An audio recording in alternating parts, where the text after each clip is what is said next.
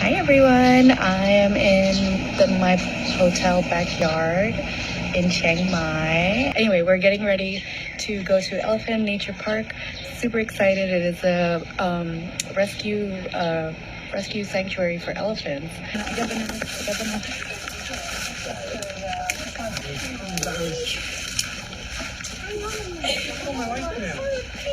Oh, wait, no touch. You can touch them. Yeah, you can pet them.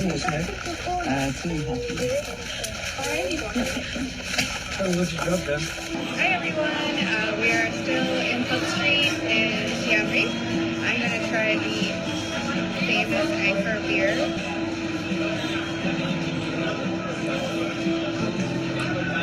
It's good, I think. I'm not a beer drink. So, that is my experience with Anchor beer. We'll be giving that to someone else.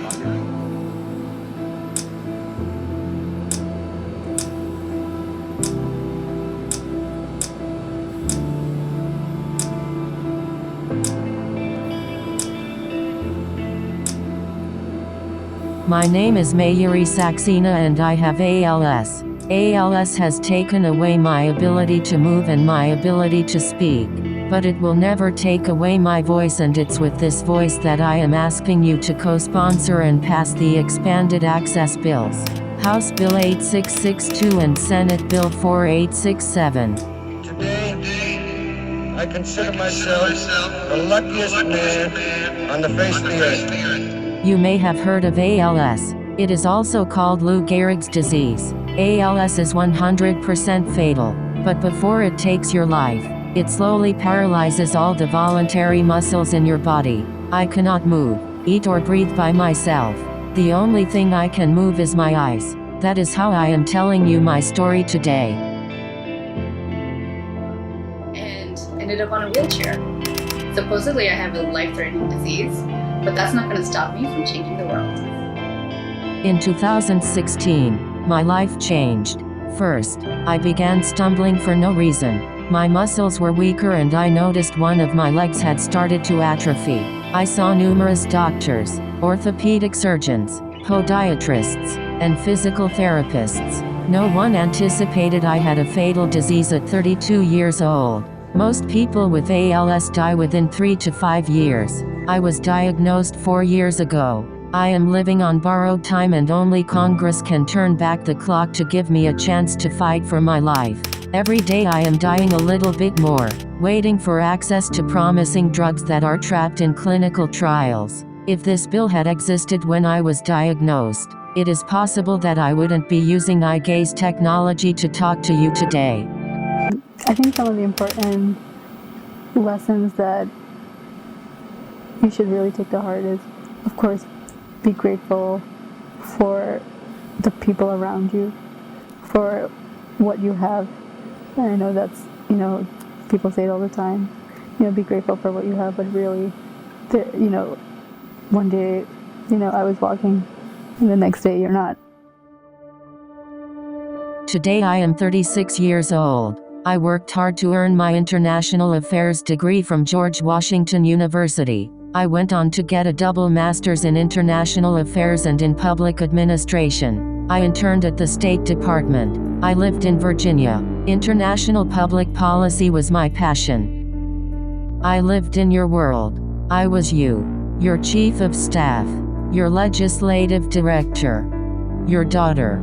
ALS is very difficult to diagnose, and the delay in diagnosis means over 90% of people with this insidious lethal disease never qualify for a potentially life-changing clinical trial. I am in that unlucky 90%. I do know I am lucky, as Dr. Robert Brown of the University of Massachusetts is my neurologist. Dr. Brown was the first to discover a gene that causes ALS. Ironically, that very same SOD1 mutation that I have. And now, Dr. Brown has developed a gene silencing therapy that turns off the harmful impact of my SOD1 gene. The day I first met with Dr. Brown, I was in a wheelchair, but I could eat and breathe unassisted. I could speak and type, but the clinical trial window had closed for me. I was diagnosed 6 months too late to qualify for Dr. Brown's trial. It didn't matter that I was only 34 and otherwise young and healthy. It didn't matter that Dr. Brown's gene silencing therapy had shown 93% efficacy, a 93% chance of living versus a 100% chance of dying. This is the reality of my ALS lottery. The expanded access bill could change this inhumane paradigm. A 1% chance of living is better than a 100% chance of dying. Today, I cannot chew even the tiniest morsel of food. I cannot swallow liquids now.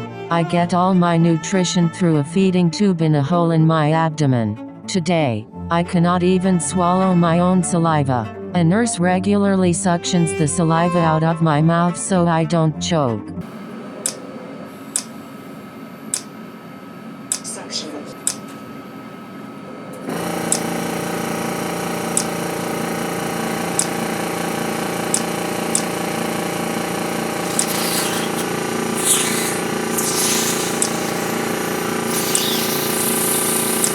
Today, I cannot cough on my own. Today, I cannot breathe on my own. A ventilator forces oxygen through my throat and in and out of my lungs. Today, I can no longer scream or curse on my own. When someone asks what the Congressional Budget Office says about the fiscal impact of this bill, human life and suffering shouldn't be valued by data on a spreadsheet. Imagine if your mother fell down the stairs, or your son collapsed on the soccer field, or your daughter could no longer hold her head up to eat dinner. Would you search for a report for fiscal impact, or get them treatments? I am just one of 30,000 Americans whose lives Congress and Senate have the ability to change. Even if I fail in my 1% chance of living, please give me that chance with expanded access. For I know I can still impact the world by giving Dr. Brown more knowledge about my SOD1 mutation. Please allow Dr. Brown to carry on my legacy with the lives he can change by what he learns from my fight.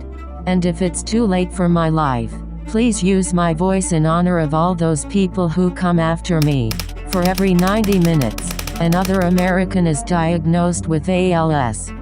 With this expanded access bill, Congress and Senate can still rewrite our story so that no one else will need to face this insidious and fatal disease. Thank you for allowing me to have a voice. I truly hope action can be taken while I still have time left on this earth.